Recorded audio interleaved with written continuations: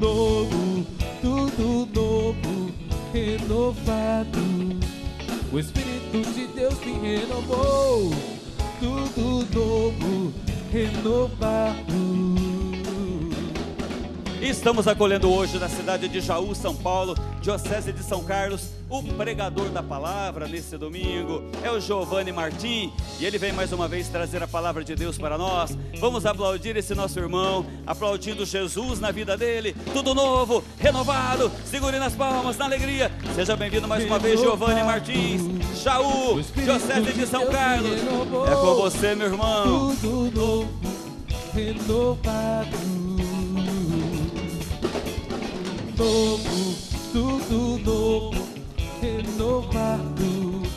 O Espírito de Deus me renovou, tudo novo, renovado.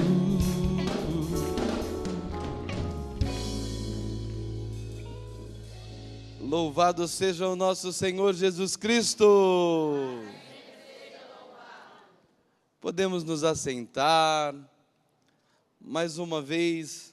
Mais um momento, né? Então, de reflexão da palavra de Deus. Quero dizer para aqueles que estão em casa, né? Me apresentando novamente, aqueles que não puderam assistir à primeira colocação. Então, eu sou o Giovanni, eu moro em Jaú, pertenço à Diocese, então, de São Carlos, estou hoje como coordenador da Renovação Carismática na Diocese de São Carlos.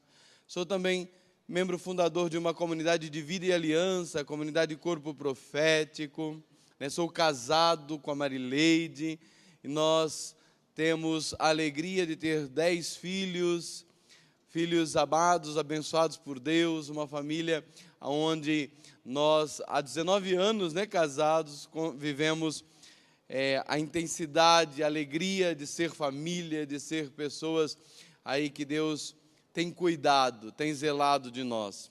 E nós fizemos um primeiro momento da pregação da palavra de Deus, hoje de manhã, né, nessa manhã, onde nós, diante do texto do evangelho de hoje, da missa de hoje, nós pensamos no versículo 14 desse capítulo 3 de São João, do evangelho de São João. O versículo 14 é onde nos fala a palavra de Deus do amor que Deus tem por nós. Quando o evangelista diz que Deus de tal modo amou o mundo, e nós então paramos aí e pensamos em que amor é este, e refletimos então que o amor de Deus é um amor paternal, maternal, um amor esponsal, um amor que cuida de nós, que zela de nós, enfim, tudo aquilo que nós já conversávamos e pensávamos. Mas na continuidade desse versículo, a palavra de Deus vai dizer que Deus enviou seu Filho único para salvar o homem. Para salvar o homem mediante a fé. Aquele que cresce então neste Filho enviado seria salvo. E a pergunta agora, então, que eu gostaria de trazer para nós, para que nós pudéssemos refletir nesta continuidade da manhã, é justamente, então, salvar do quê? Salvar, então, o homem. Sim, Deus quer salvar o homem e nos enviou seu Filho para nos salvar. Mas do que é, então, que Jesus veio nos salvar? Do que é que nós precisamos ser salvos? Por que nós, os seres humanos, precisamos da salvação de Deus? Qual é a condição humana, qual é a situação em que o homem estava que necessita então desta salvação do Senhor? E aí, irmãos, é também uma reflexão olhando para as Sagradas Escrituras e tomando então outros textos que nós podemos chegar a essa compreensão do que é que nós somos salvos. Posso já assim de imediato dizer para nós, somos salvos dessa condição em que o pecado nos colocou. Mas vamos refletir isso de uma forma mais profunda, certo? Certo? Combinado? Você aí em casa, você que está nos assistindo nesse domingo, participando conosco desse dia de louvor ao Senhor, de pregação da palavra de Deus, também se coloque em atenção agora para entender, compreender, se aprofundar neste assunto, né? Perceber, aprender de Deus, aprender da palavra de Deus, aí então, mais um passo, mais um momento, aonde nós vamos entender aquilo que é próprio do ser humano. Porque olhando para isso, se na primeira colocação vimos aí o amor de Deus por nós, hoje agora nessa segunda colocação, vamos olhar um pouco mais para essa realidade da humanidade, para essa realidade do homem, do ser humano, como nós estamos, como você está, como a humanidade está, e por que ela precisa então de um Salvador. Veja, se nós voltarmos lá em Gênesis, quando nós vemos lá o Adão e Eva, e a queda do homem, o pecado original, nós vamos perceber que a palavra de Deus nos diz que o homem e a mulher, enebriados, manobrados, enganados pela antiga serpente, faz então algo, tem uma ação, né, tem um ato ali contrário à divina vontade. Deus disse para o homem não comer, não tocar, não comer do fruto da árvore que estava lá no meio do jardim. E vocês conhecem bem essa história, sim ou não? Conhece bem essa história? O que aconteceu? A serpente, o dragão, né, o demônio, convence então com uma conversinha bem melosa ali com Eva, com uma conversinha ali, convence a mulher de que o fruto era agradável, era bom para se comer. E mais que isso, é terrível quando nós olhamos e vemos que o jogo de Satanás ali com nossos primeiros pais, com Adão e Eva, era justamente levar o homem e a mulher a desconfiar do amor que Deus tinha por eles. Porque veja bem, queridos, olha qual é a mentira que Satanás faz aquele homem e aquela mulher cair. Ele diz para eles assim, olha, Deus está mentindo para vocês. Ele não quer que vocês comam do fruto, porque quando vocês comerem do fruto, vocês vão ser iguais a Ele. Vocês vão ser forte, poderoso, igual a Deus, né? Vão ter tudo de bom e do melhor. Por isso que Ele não quer que você come. Por isso que Ele disse para você não tocar no fruto da árvore que está no meio do jardim. Entendendo então essa conversa, o que o demônio estava dizendo ali, o que a serpente estava dizendo ali então para Adão e Eva, era justamente isto: Deus não ama você, Deus não quer o seu bem, Deus quer o bem só para Ele. Concordam que era mais ou menos isso que ele estava dizendo? Sim ou não? Ele estava enganando Eva com esta mentira. E o catecismo da Igreja Católica, ao falar da queda do homem, vai explicar que o homem, que Adão e Eva caem no pecado por desconfiar da bondade de Deus. Ou seja, por desconfiar do amor de Deus. Se na primeira colocação, na primeira pregação, eu dizia para vocês que é preciso que nós tenhamos uma fé viva, verdadeira, no amor de Deus, queridos. O pecado tem sua origem justamente em não crer neste amor. É justamente quando o homem começa a desconfiar do amor de Deus e começa a dizer que Deus não me ama, Deus não cuida de mim, Deus não está comigo, Deus não existe. Se Deus me amasse assim, eu não estava nesse problema. É justamente aí que entra o pecado e o homem cai.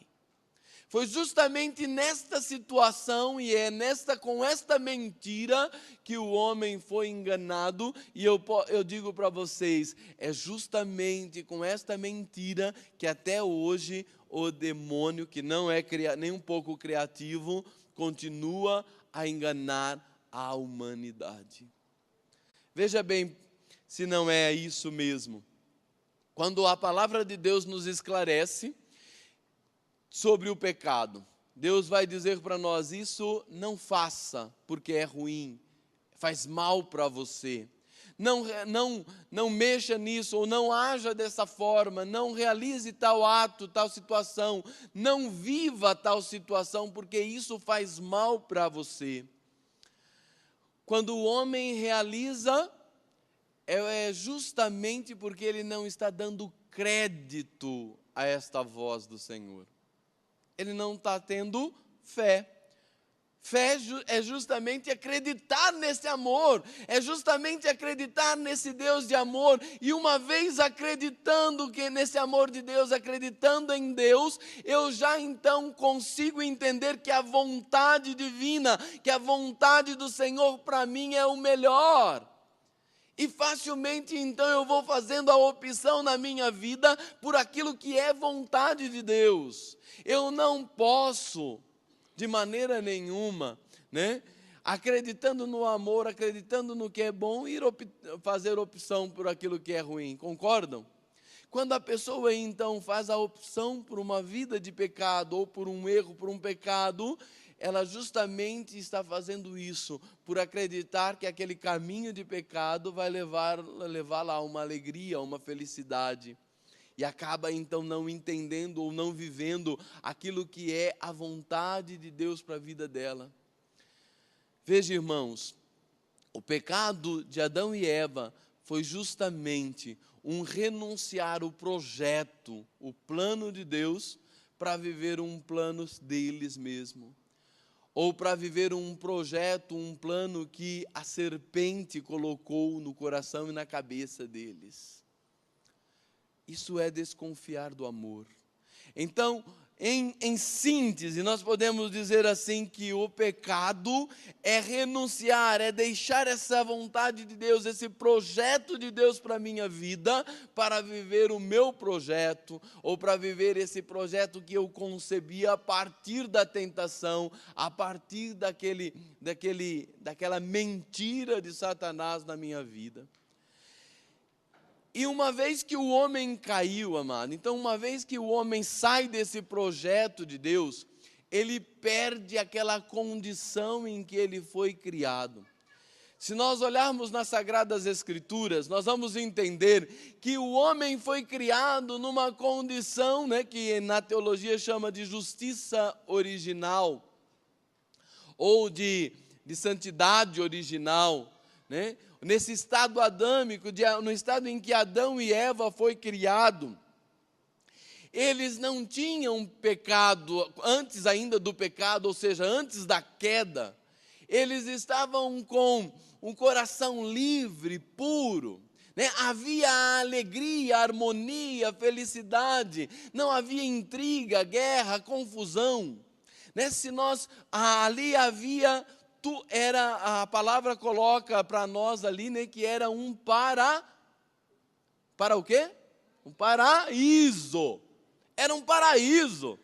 Quando nós estamos numa boa, quando nós estamos numa vida feliz, numa vida tranquila, nós não usamos também esse termo para dizemos assim: eu vivo num paraíso, não é assim?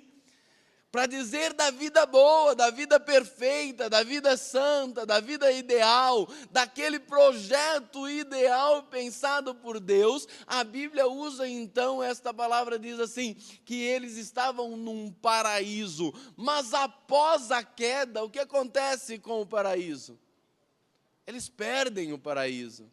Eles são como que expulsos do paraíso, para dizer então que a vida após a queda, Adão e Eva começam a sofrer as consequências do seu pecado.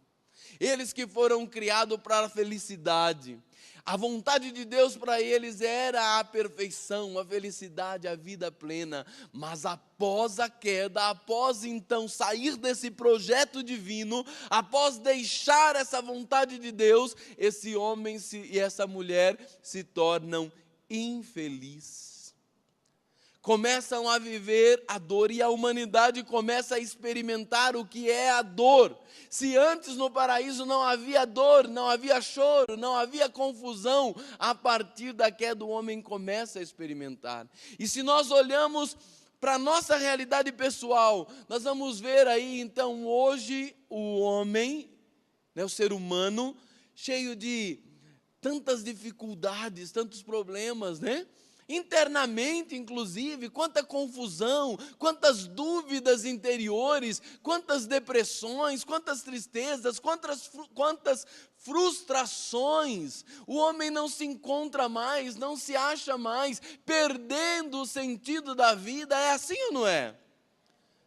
Quantas pessoas nós conhecemos assim, queridos, que já não sabem mais o que fazer com a própria vida, já não se acham, não se encontram, nunca está bom, nada está bom. Isso é consequência da queda, do pecado em nós. Se nós olharmos alargarmos a nossa visão, olharmos então para a família, como estão vivendo as famílias hoje? Como estão vivendo as famílias hoje? Nós, por muitas vezes, fazemos um trabalho aí de aproximação de famílias, conversamos com casais. Às vezes os casais nos procuram a minha esposa, né? Por verem o nosso testemunho de vida, a nossa família feliz. Eles acabam procurando e acabam narrando e contando quantas dificuldades enfrentam. Quantos pais que vivem a desunião, uma confusão entre eles, se amam e a gente percebe o amor ali, que existe realmente um amor que Deus plantou, mas eles não conseguem se encontrar, não conseguem viver bem, não conseguem se desvencilhar dos problemas, das confusões, das brigas, das intrigas, dia após dia, não é assim? Um magoando o outro, um ofendendo o outro, os filhos. Quantas mães, quantos pais com problemas sérios com os filhos.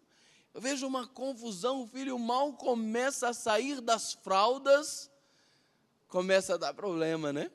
Eu lembro quando nós tivemos o nosso primeiro, e o Giovanni, né, o meu filho mais velho, as pessoas viam a gente com ele no colo e diziam assim para nós: enquanto está no colo tá bom, né? Enquanto está no colo não dá tanto trabalho assim. Você vai ver o trabalho a hora que ele tiver com 12, 13, 14 anos. Aí você vai ver o que é ter filhos.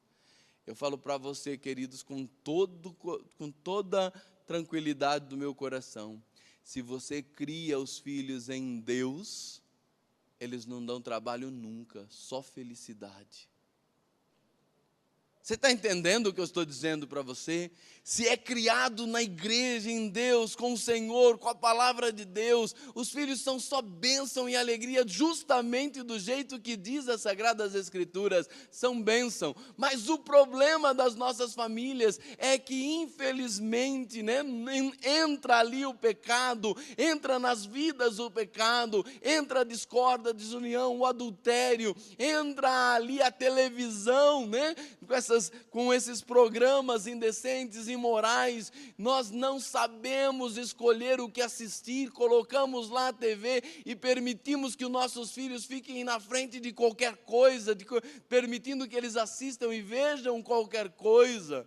Tudo isso então vai criando uma situação terrível, infelizmente uma situação terrível dentro dos nossos lares, e as famílias já não são felizes. A gente vê famílias inteiras dilaceradas, destruídas. E isso tudo é consequência da queda do homem, da humanidade. Eu não estou falando aqui de um pecado pessoal seu ou meu. Eu estou falando desta queda da humanidade. O homem foi criado em estado perfeito, em estado de graça, mas ele já não se encontra mais assim. Ele caiu, ele sofreu, né, uma queda. Nós fomos criados para a alegria, mas ao pecar nós descemos o nível, entende ou não? Fomos criados para o amor, fomos criados capazes do amor, fomos criados capazes da bondade, da ternura. É natural para o homem, deveria ser natural para o homem amar, porque ele é imagem e semelhança do Deus de amor. Entende, irmão? Nós fomos criados para o amor, nós fomos criados pelo amor e para ser amor. Não é natural da minha pessoa, da sua pessoa, não é natural do homem, do ser humano, o ódio, o rancor, o ressentimento, a briga, a confusão.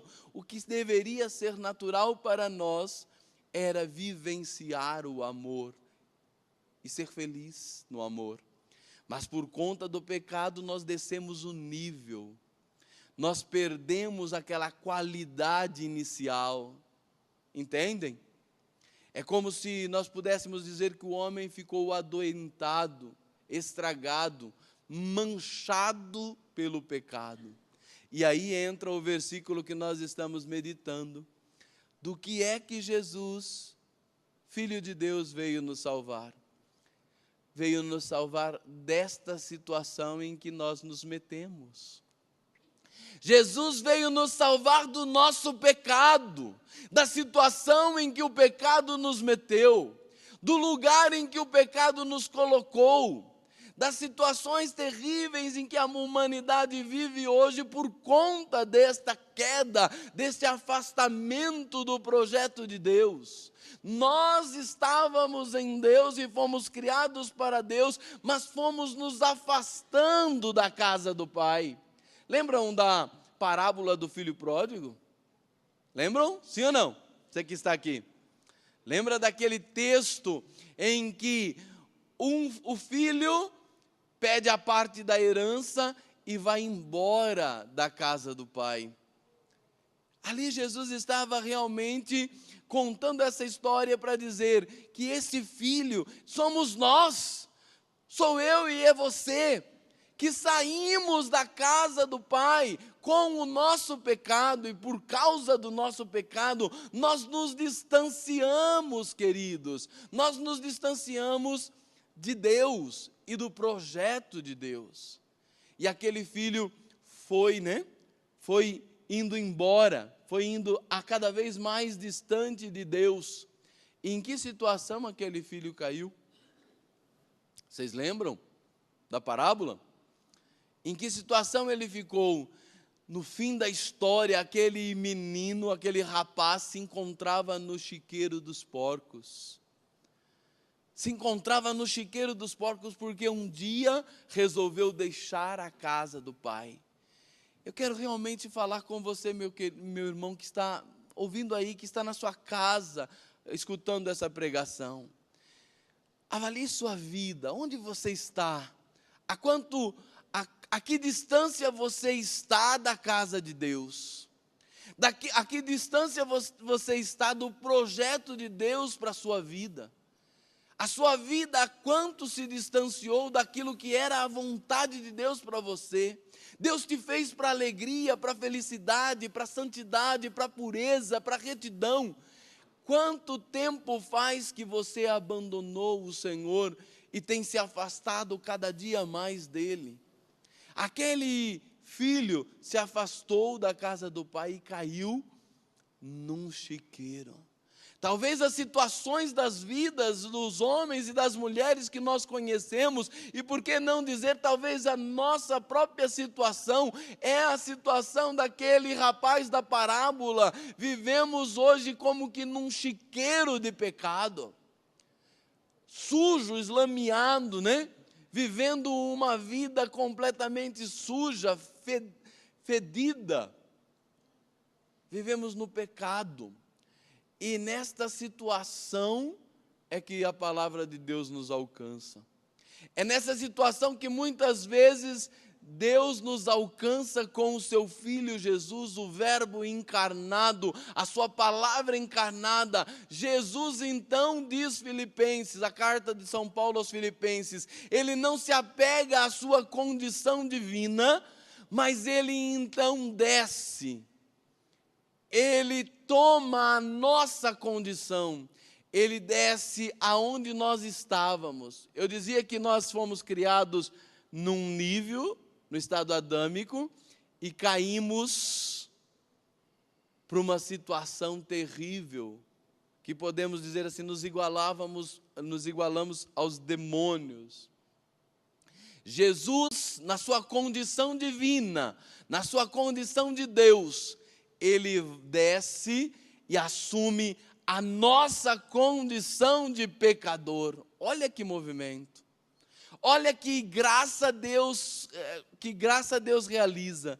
Olha o que é que esse versículo está nos dizendo. Deus, por nos amar e nos amar com um amor grandioso, ele envia seu Filho único, que deixa a sua condição lá divina, que sai da sua posição, né? Que não se apegou à sua condição divina, mas se humilha, se abaixa e assume a minha e a sua condição. E faz isso para quê? Para nos salvar. Faz isso para nos arrancar dessa situação. Faz isso para nos tirar dessa situação de pecado, para nos tirar dessa situação em que o pecado nos deu. E aqui o bonito, e que eu gostaria que você entendesse muito bem, é que Jesus não veio simplesmente pagar o preço do pecado e apagar o pecado que estava ali, mas ele nos resgata. Ele nos toma nas suas mãos, ele nos coloca sobre si, ele assume a nossa condição. E quando Jesus ressuscita, e na ressurreição que logo nós vamos celebrar, né, na Páscoa, com a ressurreição de Cristo Jesus, ele nos traz da morte. Ele que assumiu a nossa morte, a nossa perdição, ele que assumiu ali o nosso castigo, o castigo que pesava sobre nós, ele toma sobre si, e ao ressurgir dos mortos, ao ressuscitar, Jesus nos eleva e nos traz de volta à vida, e dá ao homem de novo a condição, ou melhor ainda, dá ao homem a condição de filho de Deus. Olha o que eu estou dizendo para você. Quando Jesus nos pega lá no chão e nos traz, ele não simplesmente nos dá a condição que nós tínhamos antes do pecado, a condição em que Adão foi criado. O catecismo da igreja diz que ele entrou na Trindade, que existe Jesus com o seu corpo humano, adentra na Trindade, volta para o céu, assenta à direita do Pai.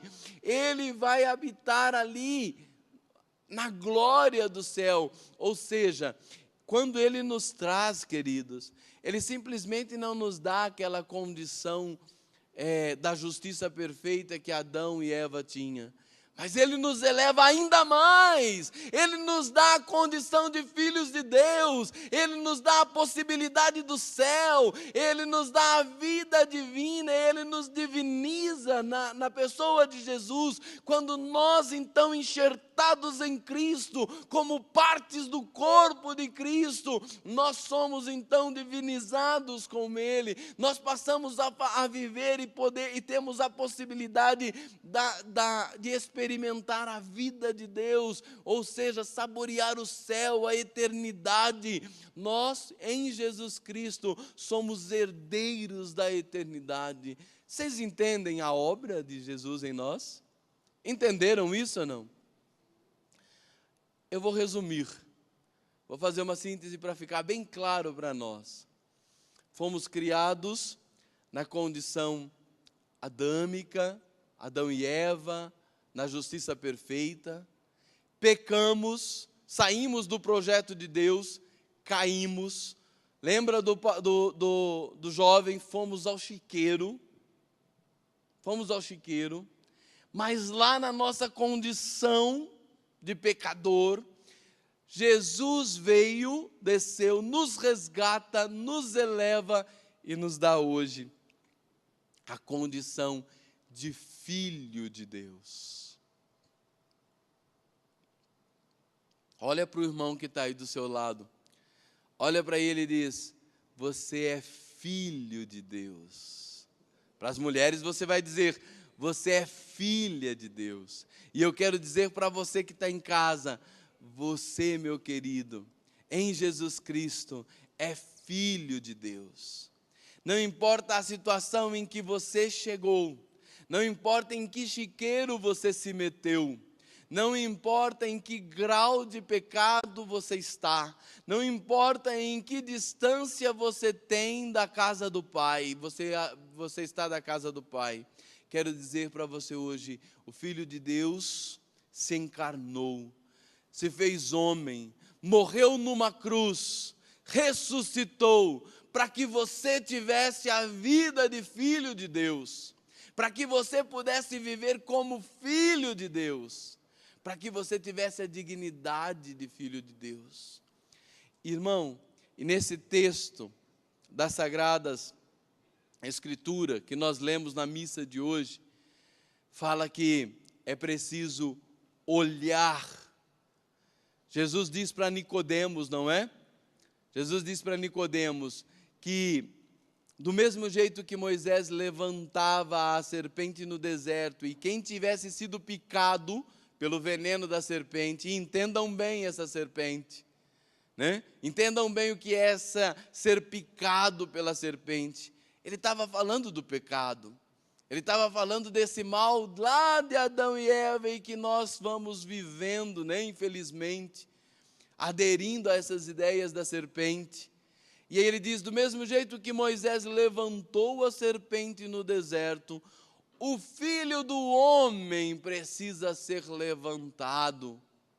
E todo aquele que para ele olhar, e aqui também precisamos entender que não basta olhar para a cruz, não basta olhar para uma imagem do crucificado, ou olhar para a cruz, mas aqui Jesus está dizendo, não simplesmente de um olhar físico, mas de um aderir, de um assumir, de um querer ser então e estar com o próprio Cristo, de um aceitar Jesus como a solução da sua vida. Jesus já veio, já foi enviado, já morreu por mim, já morreu numa cruz por nós, já ressuscitou. Basta agora então que eu seja parte desse Cristo, que eu esteja na igreja que é corpo místico de Cristo, que eu tenha aceitado como meu Senhor e Salvador. A partir daí então, queridos, eu tenho a dignidade de filhos de Deus. Em Jesus eu sou vocacionado cidadão do céu. Entende que graça é essa? Que beleza é essa? E para concluir essa colocação, queria dar um exemplo para fechar isso. Eu tive já a oportunidade de ver vários partos. Afinal de contas, eu sou pai de 10 filhos, né? Então, eu já tive a oportunidade de entrar ali no momento em que minha esposa estava tendo os nossos filhos e vi aquilo lá. Como acontece, né, um parto. E é interessante que há toda uma expectativa, há toda uma pressão no ar ali no início do parto. E enquanto a cabecinha do nenê não sai na hora do parto ali, existe aquele medo, aquela apreensão. Mas na hora que saiu a cabeça, há uma festa, quase que silenciosa assim ali, mas haja uma tranquilidade dos médicos, dos enfermeiros e do próprio pai, né? Por quê? Porque o resto, o parto, depois que a cabecinha do nenê conseguiu sair, o resto do parto é muito tranquilo, né? As mulheres que teve filhos sabem disso, não é assim? É assim ou não é? É muito tranquilo. E por que eu estou dizendo isso? Porque a cabeça da igreja é Jesus Cristo. E esta cabeça já está no céu. Já está na Trindade, já entrou na glória. Então, queridos, uma vez que nós somos parte desse corpo místico de Cristo, nós podemos fazer festa, nós podemos ter esperança, nós podemos nos alegrar em Cristo, porque há então uma certeza desta salvação. Aonde está a cabeça, também estará o corpo. Isso é motivo de festa e de alegria para nós e de uma certeza, de uma confiança nesta salvação. Cristo nos salvou. Diz para o irmão do lado aí, você foi salvo em Jesus Cristo. Se você quiser aí na sua casa também, diga para a sua família, somos salvos em Jesus Cristo. Jesus nos salvou. Glória a Deus, glória ao Senhor. Fica de pé mais uma vez, vamos rezar com isso também, vamos rezar com essa ideia que precisa cair no nosso coração. Somos pecadores sim, pecamos, caímos no erro, trazemos na nossa vida as consequências desse pecado, mas somos homens e mulheres que foram salvos pelo nosso Senhor Jesus Cristo. Feche os seus olhos. Feche os seus olhos, e eu te convido que você com os olhos fechados visualize, imagine, contemple a cruz do Senhor. Contemple a cruz de Cristo, como Moisés levantou aquela serpente no deserto. E aqueles que olhavam para a serpente depois de ter sido picados, ou seja, depois de estar morrendo por conta de ter sido picado pela serpente, aqueles homens eram curados. Hoje é conosco, hoje a história é conosco.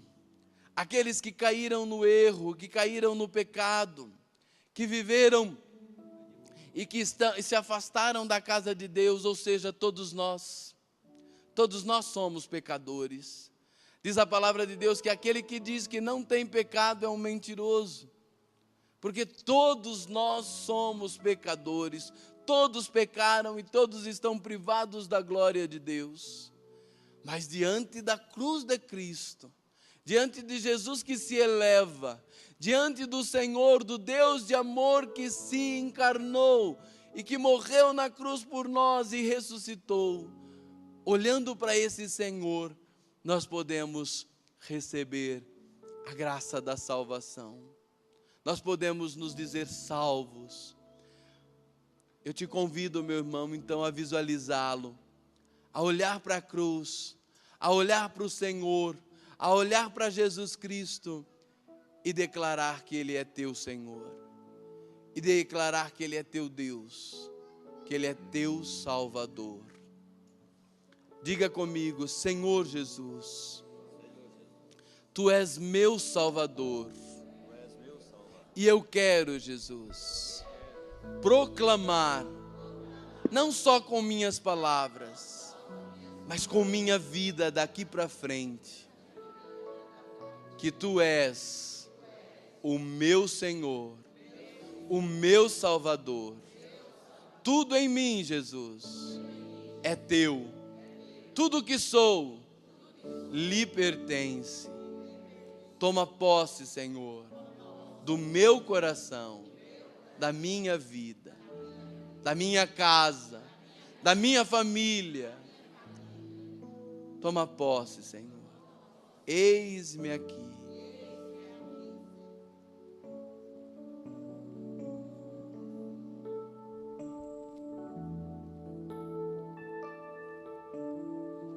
Tenho esperado esse momento. E veja Deus falando com você nesta música. Deixa que isso seja a palavra de Deus para você. Reza com a canção. Reza com essa canção. Tenho esperado que estivesses assim. Eu sei bem que tens vivido, sei também que tens chorado. Deus sabe, Deus conhece. Eu sei bem que tens sentido, pois permaneço ao teu lado. Canta isso, canta forte isso. Ninguém te ama como eu. Ninguém te ama. Ninguém te ama como eu. Olhe pra cruz, esta é minha grande prova. Ninguém te ama como eu.